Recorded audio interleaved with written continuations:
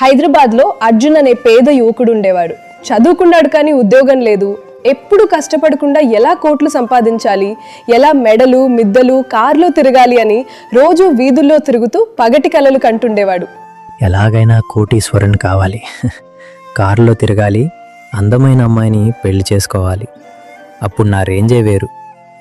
అలా అతడు అనుకుంటూ ఏ పని చేయకుండా పొద్దున్నే లేచి వీధులన్నీ భ్రమల్లో తిరుగుతూ మళ్ళీ సాయంత్రం గదికి వచ్చేవాడు. అందుకని ఒక్క రోజులో కోటీశ్వరుడు కావడం కోసం అతడు లాటరీలు, త్వరగా డబ్బు వచ్చే పథకాలపై నమ్మకం పెట్టుకున్నాడు. కానీ ప్రతిసారి డబ్బు పోయేది. ఛీ, నేను కోటీశ్వరుని కావటం కోసం లాటరీలో డబ్బులు పెట్టాను, ఈజీ మనీ ట్రై చేశాను, అయినా నాకు లక్షలు కోట్లు ఎందుకు రాలేదు? అవును, ఈ షాప్ ఓనర్స్కి డబ్బులు ఎలా వస్తున్నాయి? వాళ్ళు ఏ లాటరీలో డబ్బులు పెడుతున్నారో? అలా అర్జున్ కోట్ల రూపాయల గురించి ఆలోచిస్తూ రోడ్డు పక్కగా ఉన్న షాపులు చూస్తూ వెళ్తున్నాడు. అలా కొంత దూరం వెళ్ళేసరికి ఒక కిరాణం షాపు కనిపించింది. అర్జున్ ఆ కిరాణం షాప్ ముందు నిలబడి ఏవేవో ఆలోచించసాగాడు. ఏమండి, నా పేరు అర్జున్, నేను ఎలాగైనా కోట్లు సంపాదించాలనుకుంటున్నాను, కానీ ఎన్నిసార్లు ప్రయత్నించినా లాటరీ తగలటం లేదు. మిమ్మల్ని చూస్తుంటే బాగానే డబ్బు సంపాదిస్తున్నట్టు కనిపిస్తున్నారు. మీరు కూడా లాటరీ టికెట్ కొంటారా? అతడలా అమాయకంగా మాట్లాడేసరికి షాప్ యజమాని మనసులో నవ్వుకున్నాడు. ఈ కుర్రాడికి జీవితం విలువ చెప్పాలనుకున్నాడు. నేనా? చెప్తానాయనా, నేనేం పద్ధతులు పాటిస్తానో చెప్తాను, కానీ నువ్వు నా దగ్గర 7 రోజులు పనిచేయాలి, తర్వాతే నా రహస్యం చెప్తాను. అలా ఆ షాప్ యజమాని చెప్పిన కండిషన్కు అర్జున్ ఒప్పుకున్నాడు. మొదటి రోజు దుకాణం అంతా శుభ్రం చేయమన్నాడు. అర్జున్ దుకాణం శుభ్రం చేస్తూనే యజమాన్ని గమనించేవాడు. ఆయన ప్రతి రూపాయి లెక్క రాసే అలవాటు చూసి ఆశ్చర్యపోయాడు. నాయనా, ఇది నీకు 2వ రోజు. ఈ రోజు నీకు ఒక ముఖ్య సూత్రం చెప్తాను, విను. మనుషుల్లో చాలా మంది డబ్బు సంపాదించడం ఒక్కటే చాలనుకుంటారు, కానీ అది చాలా పొరపాటు. డబ్బు సంపాదించడం ఎంత ముఖ్యమో దాన్ని కాపాడుకోవడం అంతకంటే పెద్ద కల. అది తెలియక ఎంతో మంది సంపాదన ఉన్నా అప్పులు పాలవుతుంటారు. అందుకే ధనవంతులు ఇంకా ధనవంతులవుతుంటారు, పేదవాళ్ళు ఇంకా పేదవాళ్ళు అవుతుంటారు. షాప్ యజమాని చెప్పిన జీవిత సూత్రాలు 2 రోజుల్లో తెలుసుకున్న విషయాలు అర్జున్లో ఏదో తెలియని కసిని పెంచుతున్నాయి. నాయనా, నీకిది 3వ రోజు. చాలా ముఖ్య విషయం. నేటి సమాజంలో తమకు డబ్బు లేకపోయినా పక్క కుటుంబాలను చూసి ఆడంబరాలకు పోయి అప్పులు చేసి అవసరమే లేని ఖర్చులను కొని తెచ్చుకుంటున్నారు. ఇక్కడ పక్కవారు ఎలా ఉన్నారు, వారు ఏం చేస్తున్నారు అనేది కాదు, ముందు నీ దగ్గర అంత ధనం ఉందా, అసలు ఆ ఆర్భాటాలు అవసరమా అని ఆలోచించాలి.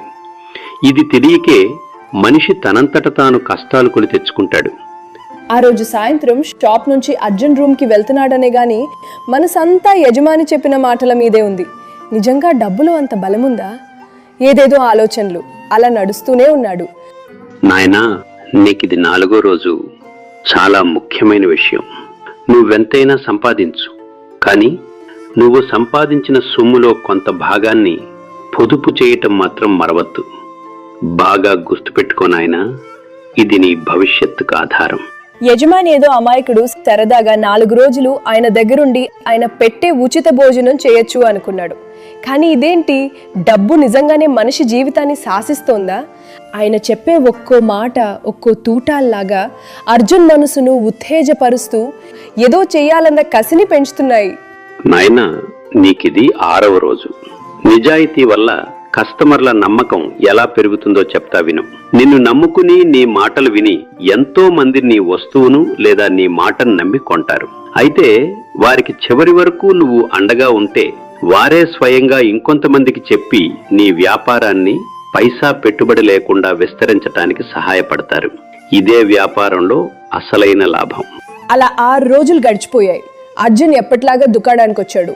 అయ్యా, ఇది 7వ రోజు. చివరిగా అసలు మీ విజయ సూత్రం ఏమిటి? ఎలా కష్టపడి డబ్బులు సంపాదించాలి? అసలు ఈ జీవితంలో ఎలా పైకి రావాలి? రహస్యం ఒకటే కాదు నాయనా, ఇన్ని రోజులు నేను నీకు చెప్పిన అలవాట్లన్నీ పాటించాలి.